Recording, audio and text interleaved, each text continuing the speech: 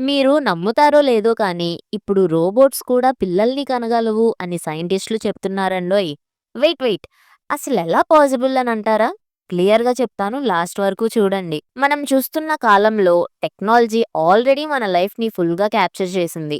AI, phones, robots అన్నీ మనకి పనులు చేస్తున్నాయి. బట్ సైన్స్ మాత్రం నెక్స్ట్ లెవెల్‌కి వెళ్ళింది. రీసెర్చర్స్ ఇప్పుడు ఆర్టిఫిషియల్ వోమ్స్ మీద ఎక్స్‌పెరిమెంట్ చేస్తున్నారు.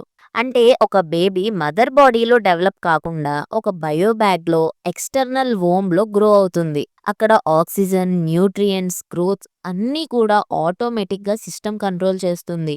Doctor or AI robots monitoring చేసి బేబీని ఫుల్ హెల్తీగా డెలివరీ వరకు డెవలప్ చేస్తాయి. ఇది రియల్ లైఫ్‌లో టెస్ట్ చేస్తున్నారు.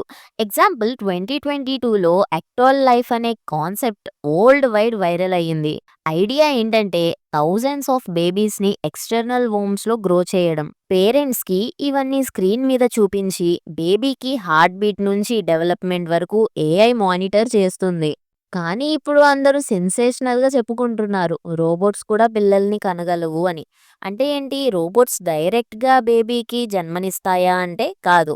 కానీ రోబోట్స్ అండ్ ఏఐని యూజ్ చేసి బేబీస్‌ని ఎక్స్టర్నల్ వోమ్స్‌లో గ్రో చేయడం పాసిబుల్ అవుతుంది. ఫ్యూచర్ ఇన్‌ఫర్టిలిటీ ప్రాబ్లమ్ ఉన్న కపుల్స్ ఆర్ హెల్త్ రిస్క్ ఉన్న మదర్స్‌కి ఈ టెక్నాలజీ ఒక హోప్ అవ్వచ్చు. బట్ ఎట్ ద సేమ్ టైంలో ఎథికల్ క్వశ్చన్స్, హ్యూమన్ ఎమోషన్ లేకుండా బేబీకి బాండింగ్ ఎలా ఉంటుంది అనే డౌట్ కూడా ఉంది. ఇది ఫ్యూచర్ సైన్స్లో బిగ్గెస్ట్ డిస్కషన్గా మారబోతుంది అని నా అభిప్రాయం. మరి మీరేమనుకుంటున్నారు? ఈ టెక్నాలజీ మనకి బ్లెస్సింగా లేక డేంజరా? కామెంట్ చేసి మీ స్పందన ఏంటో స్పందించేయండి. మరిన్ని ఇలాంటి ఇంట్రెస్టింగ్ వీడియోస్ కోసం, ఇంట్రెస్టింగ్ ఫ్యాక్ట్స్ కోసం మన ఛానల్ని సబ్స్క్రైబ్ చేసుకోండి.